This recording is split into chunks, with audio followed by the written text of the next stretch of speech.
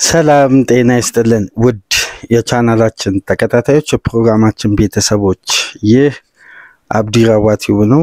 ፕሮግራማችንን ላይክ በማድረግ እንድትጀምሩ አዲስ ሆናችሁ ሰብስክራይብ በማድረግ ለቻናላችን ቤተሰብ እንድትሆኑ ይህንን ፕሮግራም ከሀገር ውጭ የምታደምጡ የቻናላችን ተከታታዮች በሱፐር ስቲከር በሱፐር ቻት በሱፐር ታንክስ ድጋፍ እንድታደርጉ በአክብሮት እየጋበዝን በዚህኛው ፕሮግራማችን ትኩረት የምናደርገው እንግዲህ የሊቨርፑሉ የመሃል ተከላካይ ኢብራሂም ኩናቴ ከፈረንሳይ ብሔራዊ ቡድን ስብስብ ውጪ መሆኑን በጉዳት ምክንያት ወደ መርሲሳይድ መመለሱ ተሰምቷል።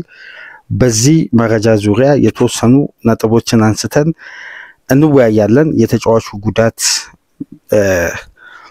ምን ያክል ጊዜ ሊወል እንደሚችል አሁን ላይ ወደ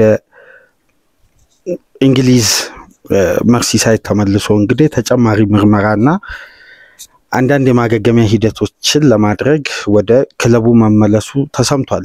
በተለይ ፈረንሳይ ነገ ለምታደርገው ሁለተኛ የኢንተርናሽናል ጨዋታ ከስብስቡ ውጪ በመሆን በቦታው ላይ እንግዲህ አሰልጣኝ ዲዴ ዴሾ ቤንጃሚን ፓቫርድን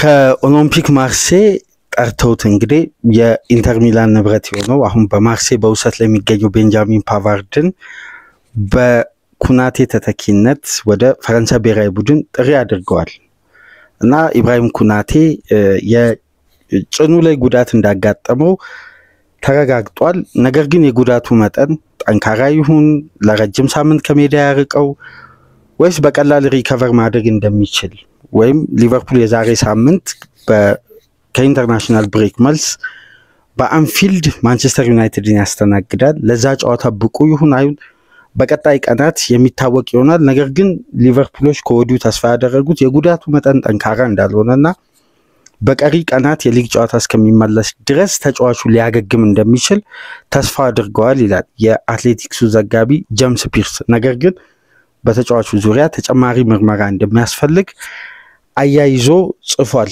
በሊቨርፑል ቤት እንግዲህ ተደጋጋሚ የጉዳት መረጃዎችን እየሰማን ነው የምንገኘው። ባለፈው ኦክቶበር 2 እንደምታስታውሱት ከጋላታሳራይ ጋር በነበረው ጨዋታ በኢብራሂም ኩናቴ ስህተት በተገኘች አጋጣሚ እንግዲህ አሊሰን ቤከር በከፍተኛ ሁኔታ ስፕሪንት ማድረጉን ተከትሎ ጠንካራ የሃርምስትሪንግ ጉዳት አጋጥሞት እንግዲህ በሁለተኛ ዙር የኢንተርናሽናል ብሬክ ከዚህ በኋላ በሚመጣው ኖቬምበር ውስጥ በሚመጣው የኢንተርናሽናል ብሬክ በኋላ ነው የሚመለሰው። ከ6 እስከ 8 ሳምንት ከሜዳ እንደሚርቅ ተረጋግጧል። ያን ተጫዋች እንግዲህ በተመሳሳይ ሳምንት ነው ሊቨርፑሎች ያጡት። ከጋላታሳራይ ጨዋታ መልስ ሊቨርፑል በስታንፎርድ ብሪጅ ከቼልሲ ጋር በነበረው ጨዋታ አስገዳጅ የሆነ ለውጥ ኩናቴ ላይ መጠነኛ ህመም በጭኑ ላይ መሰማቱን ተከትሎ ነበር ለውጥ የተደረገው። ነገር ግን በጊዜ የተደረገው ምርመራ ለብሔራዊ ቡድን ለመጫወት የሚያስችል ስለሆነ ተጫዋቹ ከፈረንሳይ ብሔራዊ ቡድን ጋር ተጉዞ ባለፈው ፈረንሳይ አዘርባይጃንን በወዳጅነት ጨዋታ ይቅርታ ለዓለም ዋንጫ በሚደረግ የጥለው ማለፍ ጨዋታ 3-0 ባሸነፈችበት ጨዋታ እንግዲህ ቤንች ላይ ተቀምጧል። ምንም አይነት ደቂቃ አልተሳተፈም። ነገር ግን ከጨዋታው በኋላ በተደረገለት ድጋሚ ምርመራ ተጫዋቹ ፈረንሳይ ሰኞ ለምታደርገው ሁለተኛ ዙር ጨዋታ እንግዲህ ብቁ እንደማይሆንና ለጨዋታው በቂ ፊትነስ ላይ እንደማይገኝ ተገልጾ ወደ መርሲሳይድ ተመልሷል። እስቲ በሰሞኑን ከሊቨርፑል ጋር በተያያዘ እንግዲህ የተወሰኑ የጉዳት መረጃዎች እየወጡ ነው የሚገኙት። ይሄ የውድድር ዓመት ከጀመረ በኋላ እንኳን ኮነር ብራድሊ የመጀመሪያ 3 ጨዋታዎችን ማድረግ አልቻለም በጉዳት ምክንያት። ብራድሊ ወደ ሜዳ ሲመለስ ደግሞ ጀሪሚ ፍሪፖንግ እንደገና በሃርምስትሪንግ ጉዳት ከሜዳ ራቀ። ከዛም በኋላ ኮርቲስ ጆንስ በተመሳሳይ ጅማቱ ላይ ባጋጠመው ጉዳት ምክንያት ለሁለት ተከታታይ ጨዋታ በስብስቡ ውስጥ ሊካተት አልቻለም። እስካሁን ድረስ በስብስቡ እየተካተቱ ደቂቃ እያገኙ ግን የፊትነስ ደረጃቸው ብቁ ያልሆነ ወይም ለ90 ደቂቃ በቂ ሳይሆን በቡድን ስብስብ ውስጥ እየተካተቱ በምርጥ 11 ቋሚ የሆኑ ከቋሚው ውጭም የሆኑ ተቀይረው የገቡ ቡድኑ ያገለገሉ የሚገኙት አሌክሲስ ማካሊስተር እና አሌክሳንደር ኢሳቅ አሉ። የፊትነስ ደረጃቸው እስካሁን ድረስ ያልተስተካከለ።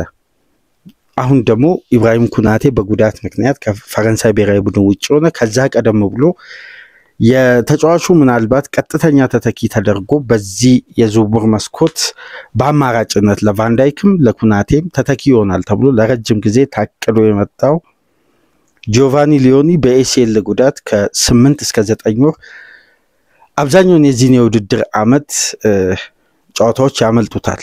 ይሄም ጣሊያናዊ ተጫዋች አሊሰን ቤከር ጉዳት ላይ ነው። አሁን ኩናቴ ጉዳት ሲያጋጥመው እንግዲህ አርነ ስሎት እስካሁን የተረጋጋ ስብስብ ለማግኘት እንደተቸገሩ ነው የሚያሳየው። ሁለት የቡድኑ ቁልፍ ተጫዋቾች በፊትነስ ምክንያት እስካሁን ድረስ በቂ የሆነ አገልግሎት እየሰጡ አይደለም። አሌክሲስ ማካሊስተር በዚህ ኢንተርናሽናል ብሬክ እንዲሁም በአርጀንቲና ብሔራዊ ቡድን የተሻለ ረፍት ያገኘ ይመስላል። ዘግይቶ ነበር ባለፈው ቬንዙዌላን ባሸነፉበት ጨዋታ በወዳጅነት ተቀይሮ መግባት የቻለው። ነገር ግን የአሌክሳንደር ኢሳቅ የፊትነስ ደረጃ እንግዲህ በእጅጉ መሻሻሉን የስዊድን ብሔራዊ ቡድን እንዲሁም የሊቨርፑል የፊትነስ አሰሪዎች እያረጋገጡ መምጣታቸውና አሁን ላይ ተጫዋቹ ለ90 ደቂቃ የሚያስችል ፊትነስ ላይ መድረሱን እየተሰማ ነው የሚገኘውና ተጫዋቹ ባለፈው በተደረገ የኢንተርናሽናል ጨዋታ አርብ ዕለት በተደረገ ጨዋታ እንግዲህ ከስዊዘርላንድ ጋር ስዊድን ባጋጠማ ሽንፈት አሌክሳንደር ኢሳቅ አምበል በመሆን እንግዲህ 90 ደቂቃ መጫወት ችሏል።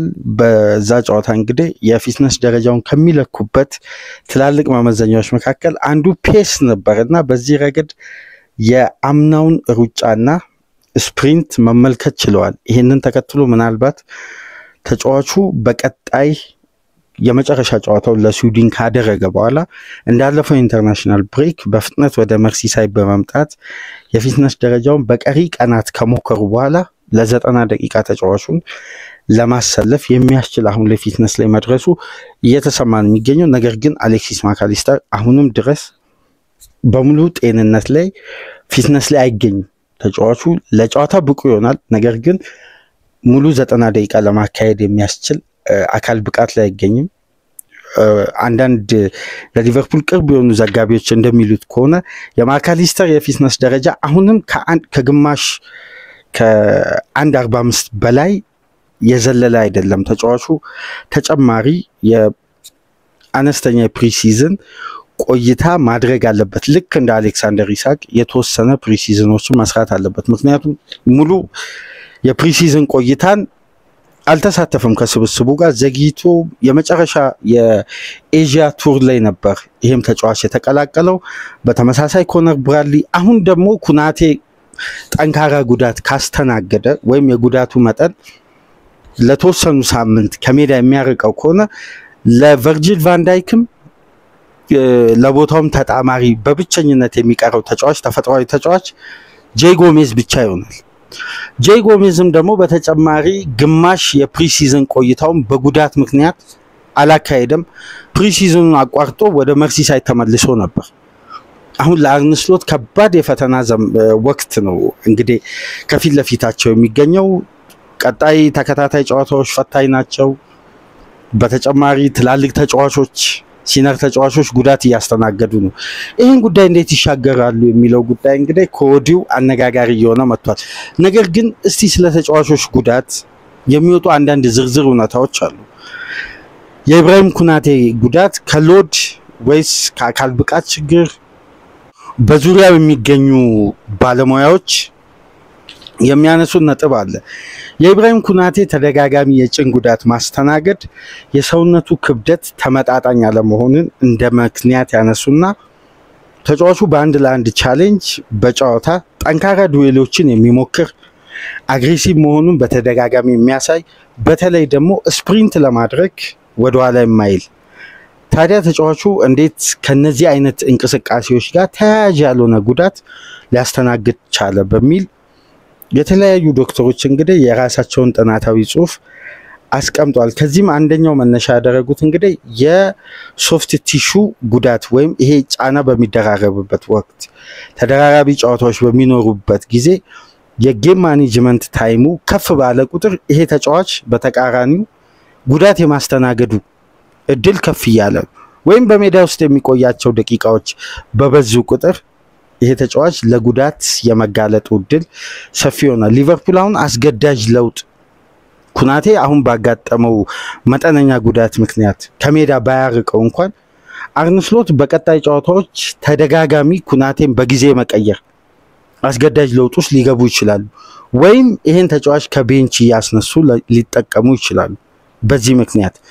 ነገር ግን ሊቨርፑል ቤት እንዲህ አይነት ሪስኮች መታየት የጀመሩት አሁን አይደለም።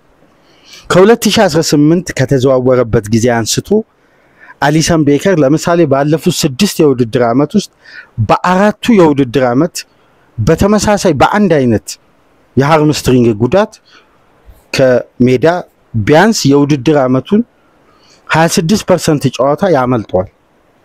ይሄ አሁን ለሊቨርፑል ያለፉት ጊዜያት ከነበሩ ሪከርዶች አሊሰን ካገለገለባቸው ጨዋታዎች አንፃር የጉዳቱ መጠን ትኩረት ላይ ሰጠው ይችላል። ነገር ግን አሁን ላይ ባለው ሁኔታ ደግሞ ተጫዋቹ በሊቨርፑል ቤት ቆይታው 14% ማድረግ ያለበትን ጨዋታ ሳያደርግ የቀረበት ነው። 14% እንግዲህ ተጫዋቹ ጉዳት ያስተናገደው አንድ አይነት ጉዳት ነው፣ ሃርምስትሪንግ ነው። ነገር ግን ይሄ ጉዳት ደግሞ በብዛት ከግብ ጠባቂዎች ጋር አይነሳም ወይም ግብ ጠባቂዎች በብዛት የሚያስተናግዱት ጉዳት አይደለም እና የአሊሰን ቤከር ተደጋጋሚ ተመሳሳይነት ያለው ጉዳት ደግሞ የሊቨርፑል ኃላፊዎችን አሳሳቢ አድርጎት ቀደም ብሎ ቅድመ ዝግጅት ለማድረግ ሞክረዋል። እንግዲህ ጆርጂያውን ግብ ጠባቂ ጆርጂ ማማርዳሽቪሊን በማምጣት ቅድመ ዝግጅት ማድረግ ችለዋል። ይሄ ግብ ጠባቂ እንግዲህ ለአሊሰን ቤከር የረጅም ጊዜ ተተኪ ለማድረግ ታሳቢ ተደርጎ የተደረገ ዝውውር ነበር። እንግዲህ በቀጣይ ጨዋታዎች ለተከታታይ 8-9 ወደ 10 ጨዋታ ገደማ ይሄ ተጫዋች የሊቨርፑል ዋና ግብ ጠባቂ ሆኖ የሚያገለግል ይሆናል። ነገር ግን ትናንት ምሽት ስንመለከት እንግዲህ በኢንተርናሽናል ጨዋታዎች ጆርጂ ማማርዳሽቪሊ ጆርጂያና ስፔን ባደረጉት ጨዋታ እንግዲህ የፈርናን ቶሬስን ፍጹም ቅጣት ምት ማምከን ችሏል። በተጨማሪ ማምና ደግሞ የአሊሰን ቤከር ተጠባባቂ የነበረው ኩቢን ከለህር በርካታ ሳምንታት አሊሰን በጉዳት ምክንያት ከሜዳ በራቀበት ወቅት ቦታውን ከቨር በማድረግ እስከ ካራባው ካፕ ፍጻሜ ድረስ በቋሚነት ማገልገል የቻለው ይሄ አየርላንዳዊ ግብ ጠባቂ ትናንት ምሽት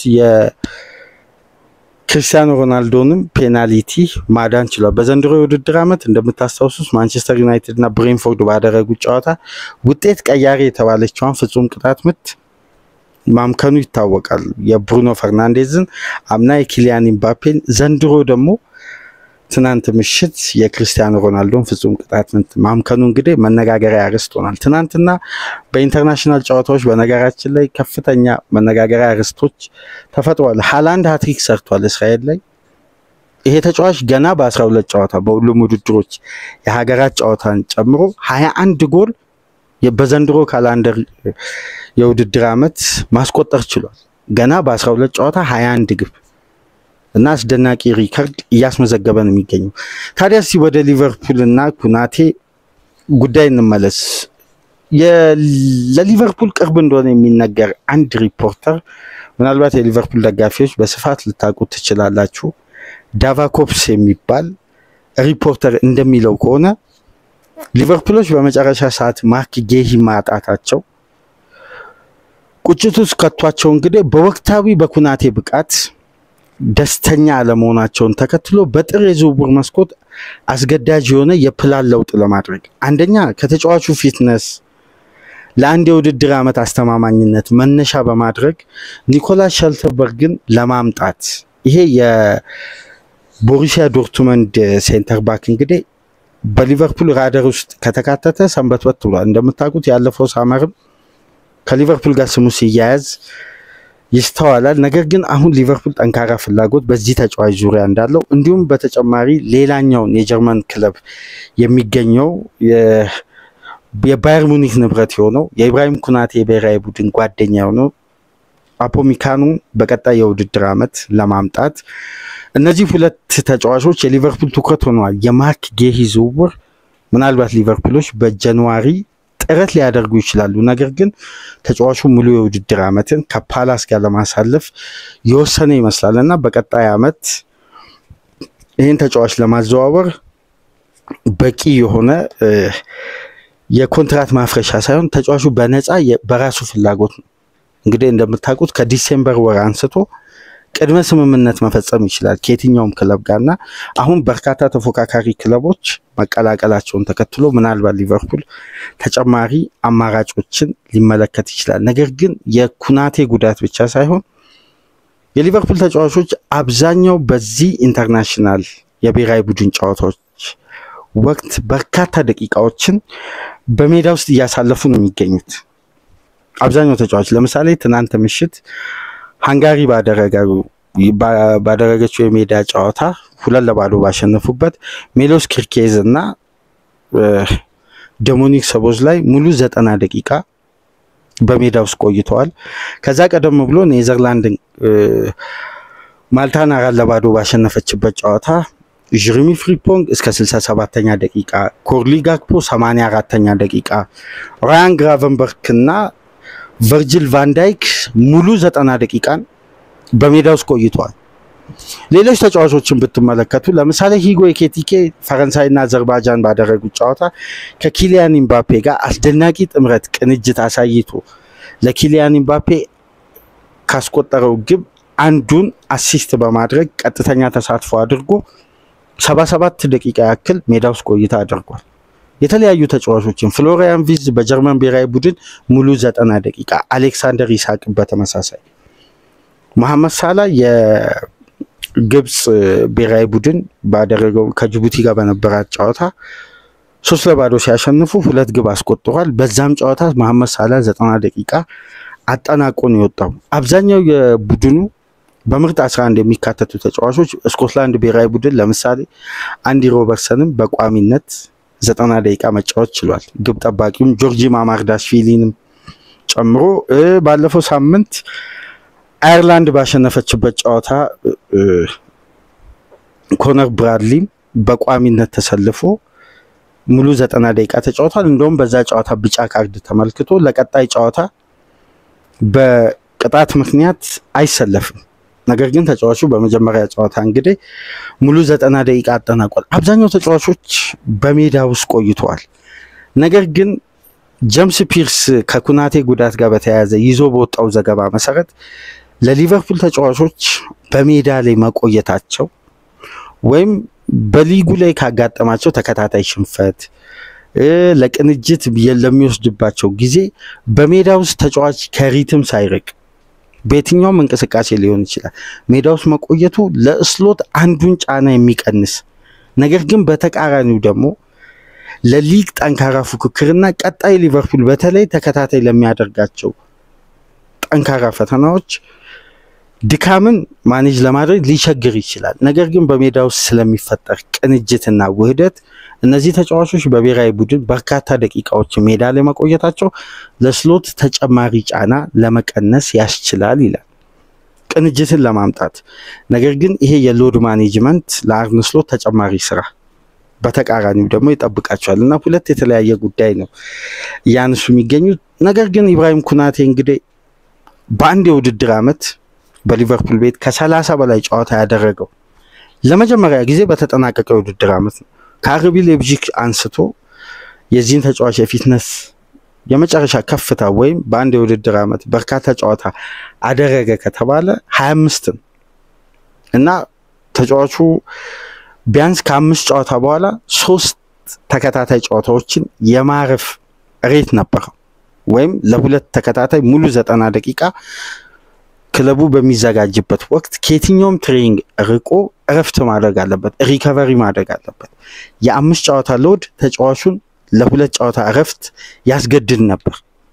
ይሄ ደግሞ ከአካል ብቃት ጋር ግዙፍ መሆኑን ተከትሎ በዚህ መሃል ደግሞ ተጫዋቹ የሚያስተናግዳቸው ጉዳቶች ይሄ ከሶፍት ቲሹ ጋር በተያያዘ እስካሁን ድረስ መብቴ ሳይበጅለት እንግዲህ ከጊዜ ወደ ጊዜ ትላልቅ ጥረቶች ተደርገው አምና ነበር በፒተርስ አማካኝነት ከፍተኛ ተጨማሪ ስራዎችን በፊትነስ ደረጃ በመስራት እንግዲህ ተጫዋቹ ከ30 በላይ ጨዋታዎችን አድርጎ አስደናቂ ብቃት ካሳዩ የሊቨርፑል ተጫዋቾች ውስጥ በተጠናቀቀው የውድድር ዓመት አንዱ ኩናቴ ነበር። ነገር ግን የዘንድሮ የውድድር ዓመት ደግሞ ለኩናቴ በጎ በሚባል ደረጃ አልነበረም የተጀመረው። እስካሁን ድረስ ሊቨርፑል ሽንፈት ሲያስተናግድ ከሚወቀሱ ተጫዋቾች መካከል አንዱና ግንባር ቀደም ነው። ለምሳሌ በፓላስ ጨዋታ ከመጀመሪያው ግብ አንስቶ ፓላስ ለሚፈጥራቸው እድሎች፣ ሊቨርፑል ላይ ለሚፈጠሩ ጫናዎች፣ ማቴታ ከኩናቴ ጀርባ ያለውን ስፔስ የተጠቀመበት መንገድ፣ ከኮነር ብራድሊ ጋር ያላቸው መግባባት፣ እያንዳንዱ ነጥብ በቀኙ የሜዳ ክፍል ኩናቴ መነሻ በማድረግ ነው ትችቶች የሚደርሱት። ከጋላታሳራይ ጨዋታ ጋር ደግሞ ባልተለመደ መልኩ ተደጋጋሚ የፓስ ስህተት፣ የሱ የፓስ ስህተት ደግሞ ሊቨርፑል ላይ የመልሶ ማጥቃት እንቅስቃሴ ጫና ሲፈጥር፣ ከቼልሲ ጋር በነበረው ጨዋታ የዲፌንሲቭ አክሽን እንቅስቃሴው በአጠቃላይ ደግሞ ከኩናቴ ኳሊቲ ጋር አምና ከተመለከትነው ከተጫዋቹ ብቃት ጋር ያነጻጸሩ የወረደ ብቃት ያሳየበት ተብሎ እንደውም ከጋላታሳራይና ከቼልሲ ጋር በሁለቱ ተከታታይ ጨዋታዎች ከሊቨርፑል ተጫዋች አነስተኛ ሬት የተሰጠው ተጫዋች ይሄ ነበር። ይሄ ፈረንሳዊ የማል ተከላካይ ነውና አሁን መጠነኛ ጉዳት አጋጥሞት ወደ መርሲሳይድ ተመልሷል። በጥሩ ሪከቨር የሚያደርግ ከሆነ ሊቨርፑል በኦክቶበር 19 በሜዳው ከማንቸስተር ዩናይትድ ጋር ለሚያደርገው ጨዋታ ሊደርስ ይችላል። አሁንም ሊቨርፑሎች በነገራችን ላይ ከፍተኛ ተስፋ አድርገዋል ይሄ ጉዳት መጠነኛ እንደሆነና በቀሪ ቀናት ሪከቨር ለማድረግ እንደሚያስችል። ነገር ግን እስካሁን ምንም አይነት ምርመራ አልተደረገለትም። ዛሬውኑ ነበር መርሲሳይድ መድረስ የቻለው። ስለዚህ በዚህ ተጫዋች ዙሪያ የሚወጣውን የጉዳት መረጃ ተመልክተን ይዘንላችሁ ምን መጣን የሚሆነው። በተጨማሪም እንግዲህ አሁን ላይ ሊቨርፑሎች በአግዜ ትሬኒንግ ማዕከል እየተዘጋጁ ከሚገኙበት የተጫዋቾች የፊትነስ ደረጃ አንዱ የጆይ ጎሜዝ ነው። በነገራችን ላይ ጎሜዝ እስካሁን ድረስ ማች ፊትነሱ አልተስተካከለም። ለዛም ነው ተከታታይ ጨዋታዎች ላይ በተደጋጋሚ ስሎት ኩናቴን የሚቀይሩ ከሆነ አንዱ ሴንትራል ሚድፊልደር ወይ ግራቨንበርግ ወደ ኋላ ተመልሶ እንዲጫወት ወይም ሊቨርፑል በባክ ስሪ እንዲጫወት አስገዳጅ የሆነ ለውጥ እያደረጉ የሚገኙት። የዚህ ተጫዋች አስተማማኝ ፊትነስ እስካሁን ድረስ አልመጣም። እንደምታስታውሱት አምና ከዌስትሃም ጋር ባጋጠመው የሃርምስትሪንግ ጉዳት በኋላ ተጫዋቹ በድጋሚ ከኤምኬ ዶንስ ጋር ጉዳት አስተናገደ። ወደ ሜዳ ለመመለስ በጣም ተቸግሮ ነበር። የቅድመ ውድድር ጊዜ ዝግጅት በተጀመረ የመጀመሪያ የፕሪሲዝን ትሬኒንግ ካደረጉ በኋላ ቁርጭምጭሚቱ ላይ ጉዳት አስተናገደ። ወደ መርሲሳይድ ተመልሶ በአግዝ ነው ቆይታ ያደረገው። ስለዚህ ከስብስቡ ጋር ሙሉ ፕሪሲዝን ቆይታ አላደረገም። አሁንም የዚህ ተጫዋች ፊትነስ ደረጃ አስተማማኝ ሁኔታ ላይ አይገኝም። ምናልባት በአንዳንድ ጨዋታዎች ተቀይሮ ከገባ በኋላ የሚያሳየውን ፍሌክሲቢሊቲ መነሻ በማድረግ አንዳንድ ጨዋታዎች ላይም ስሎት ሪስክ ላለመውሰድ፣ ምክንያቱም ኩናቴ በዚህ ደረጃ እየተተቸ ብቃቱ አስተማማኝ ሳይሆን ጆቫኒ ሊዮኒ ተጎድቶ በአማራጭነት በ2019-20 ሊቨርፑል የሊጉን ዋንጫ ሲያነሳ ከቫንዳይክ ጋር አስደናቂ ጥምረት ማቲፕ በተጎዳበት ወቅት ያሳየው ጆይ ጎሜዝ ነው አሁንም የሊቨርፑል ስብስብ ውስጥ የሚገኘው። ነገር ግን አሰልጣኙ ሪስክ ለመውሰድ እንኳን ያልደፈሩት የተጫዋቹ የፊትነስ ደረጃ ነውና አሁን በሊቨርፑል ቤት እንግዲህ አንዳንድ ከሞላ ጎደል የፊትነስ እና የተጫዋቾች ጉዳት ምናልባት ለስሎት ባላንስ በድጋሚ ለማምጣት ቡድኑ ወደ አሸናፊነት ለመመለስ የተወሰኑ ፈተናዎችን ሊያጋጥማቸው ይችላል። በተለይ ተከታታይ ቀጣይ ጨዋታዎች። እስቲ ስለ ቀጣይ ተከታታይ ጨዋታዎች አንዳንድ ነጥብ እናንሳ። በቀጣይ እንግዲህ ኦክቶበር 19 የዛሬ ሳምንት እሁድ 12 ሰዓት ተኩል በሜዳው ማንቸስተር ዩናይትድ ሊቨርፑል ያስተናግዳል። ከዛም በኋላ ረቡዕ ኦክቶበር 22 ከ3 ቀን በኋላ ማለት ነው ወደ ጀርመን ተጉዞ ኢንትራ ፍራንክፈርትን ይገጥማል።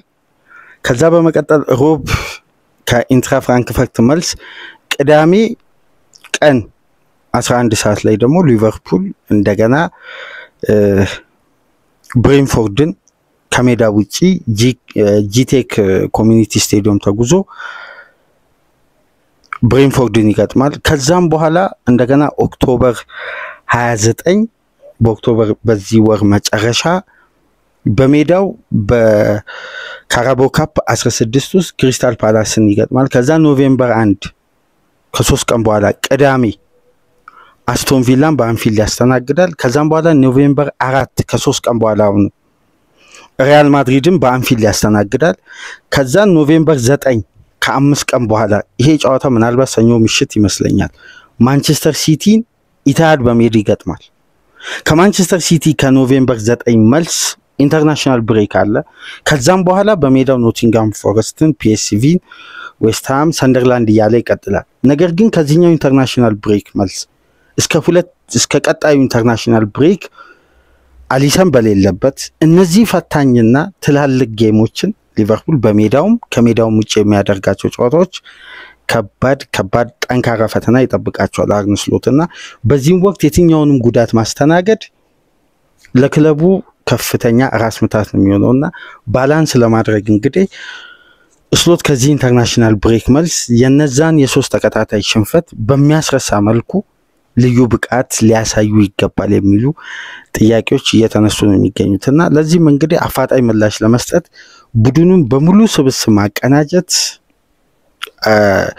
ቢያንስ ካለፉት 7 የሊግ ጨዋታ በአጠቃላይ ሊቨርፑል ካደረገው 11-12 ጨዋታዎች ውስጥ የተለየ ቅንጅትና ውጤታማነት ሊስተዋል እንደሚገባና በተለይ ሊቨርፑል ከዚህ ኢንተርናሽናል ብሬክ መልስ የመጀመሪያ ጨዋታው የሚሆነው የምን ጊዜም የታሪክ ባላንጣው ማንቸስተር ዩናይትድን በአንፊልድ የሚገጥመው በዛ ጨዋታ ከድል ውጪ አቻም ውጤት ሽንፈትም አሰልጣኙን በቀጥታ 100% ከፍተኛ ጫና ውስጥ ነው የሚከታቸው። እንደውም ያለፉትን 3 ጨዋታ እኮ ሚዲያው ሊቨርፑልን ሲደግፍ ወይም ፕሮቴክት ሲያደርግ ነበር ያየን። ሚዲያው ሊቨርፑል ላይ በቀጥታ ትችት እየሰነዘረ አይደለም። አሁንም የቡድን ከተቀናጀ የሚያቆመው ይጣፋል የሚል የተለያዩ መነሻ ሐሳቦችን እያነሱ ይከራከራሉ ወይም አስተያየት ይሰጣሉ። የጊዜ ጉዳይ ነው እንጂ ይሄ ቡድን ወደ ራሱ ቅኝት መምጣቱ አይቀርም። የአብዛኛው የእግር ኳስ ቤተሰብ የሚያስማማ ሐሳብ ይመስላል በወቅቱ ሲነሳ የነበረው። ነገር ግን በማንቸስተር ዩናይትድ ጨዋታ የሚመዘገበው ውጤት ምናልባት ስሎት በዘንድሮ የውድድር ዓመት የሚያሳዩት የቡድን ካራክተር በአጠቃላይ የሚወስን በአንፊልድ ዳግም ተነቃቅቶ ቡድኑ ወደ አሸናፊነት ስፕሪት እንዲመለስ ደግሞ መንደርደሪያም ይሆናል ተብሎ ይጠበቃል። ነገር ግን አንዳንድ እውነታዎችን ካለፈው የውድድር ዓመት መነሻ በማድረግ ስንመለከት ለምሳሌ በዚህ ወቅት ሊቨርፑል አምና የነበረው ነጥብ 14 ነው። ዘንድሮ የያዘው ነጥብ ግን 15 ነው። ነገር ግን አምና በዚህ ወቅት ሊቨርፑል ያስተናገደው ሽንፈት አንድ ብቻ ከኖቲንጋም ፎረስት ጋር በአንፊልድ እና አቻ ጨዋታዎች ይበዙ ነበር። ሽንፈት ለማስተናገድ 27 ሳምንት ይጠብቅ ነበር በሊጉ ሊቨርፑል ሽንፈት ለማስተናገድ አንድ ሽንፈት ከአንድ ሽንፈት በኋላ ተጨማሪ ሁለተኛ ሽንፈት ሊያስተናግድ በውድድር ዓመቱ 27 ሳምንት በፕሪሚየር ሊጉ ላይ መቆየት ነበረበት። በእንዲህ አይነት ጥንካሬና አይደንቲቲ ውስጥ የመጣ ቡድን ያውም አሰልጣኙ በአሰልጣኝነት ዘመናቸው በፌኖርድም በኤዜድ አልከማርም በነበራቸው ቆይታ የ3 ተከታታይ ጨዋታ ሽንፈት አስተናግደው አያውቁም። ለመጀመሪያ ጊዜ በአሰልጣኝነት ዘመናቸው 3 ተከታታይ ጨዋታ ሽንፈት ያስተናገዱት። እንዲሁም ሊቨርፑል ከረጅም ጊዜ በኋላ ለ3 ተከታታይ ጨዋታ ሽንፈት ሲያስተናግድ በነገራችን ላይ በየርገን ክሎፕ ሊቨርፑል እየሰለጠነ 3 ተከታታይ ጨዋታ ለመሸነፍ ድፍን 5 ዓመት ይፈጅበት ነበር። ድፍን 5 ዓመት 5 ሲዝን። እነሱንም በ5ቱ ሲዝኖች ውስጥ ሊቨርፑል 3 ተከታታይ ጨዋታ የሚሸነፈው 3 የሊግ ትላልቅ ውድድሮች ጨዋታዎች አይደሉም።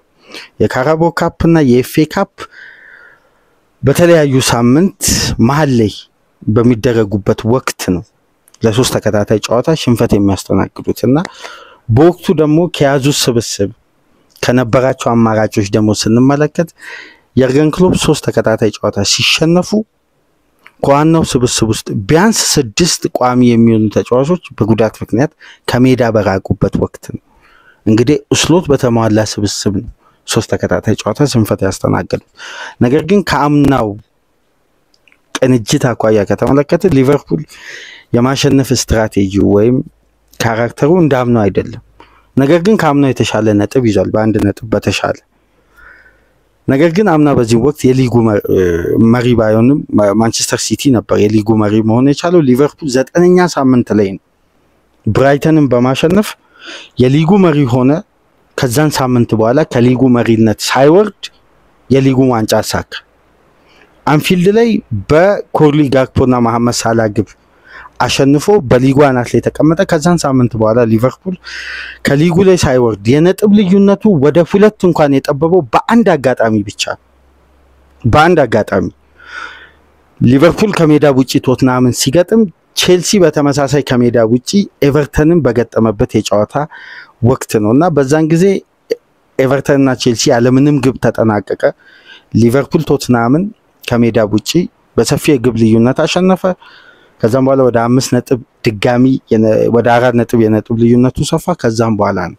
ከጨዋታ ሊቨርፑል የነጥብ ልዩነቱን እያሰፋ የሊጉን ዋንጫ አሳካ ዘንድሮ እንግዲህ መሪነቱን ያጣው በሰፊ የነጥብ ልዩነት አይደለም በአንድ ነጥብ ልዩነት ካምናው ጋር ያዘውን ነጥብ ስንመለከት ካምናው የተሻለ ነጥብ ይዟል ነገር ግን የማሸነፊያው መንገድ አሳማኝ አይደለም እዚህ ላይ እንግዲህ የተጫዋቾች ጉዳት የሚደራረብ ከሆነ ለስሎት ጠንካራ ፈተና ይጠብቃቸዋል ነገር ግን ስብስቡ ከተሟላ በድል ከኢንተርናሽናል ብሬክ በኋላ ከጀመሩ ለማረጋጋትም አምራዊ ዝግጅነትም ከዛ ከሽንፈት አይደንቲቲ ከተከታታይ ሽንፈት ውጤት በኋላ ዳግም ለማንሰራራት እንግዲህ በቂ መነሻ የሚሆን ትልቅ ጨዋታ ይጠብቃቸው ያን ጨዋታ እንዴት ይወጡታል እንግዲህ አብረን በጋራ የምንመለከተው ነው የሚሆነው በአጠቃላይ ግን በኢብራሂም ኩናቴና በሊቨርፑል የቡድን መረጃ ዙሪያ ያዝነው መረጃ ይሄን ይመስላል ላይክ ሼር ሰብስክራይብ ማድረጋችሁ እንዳትረሱ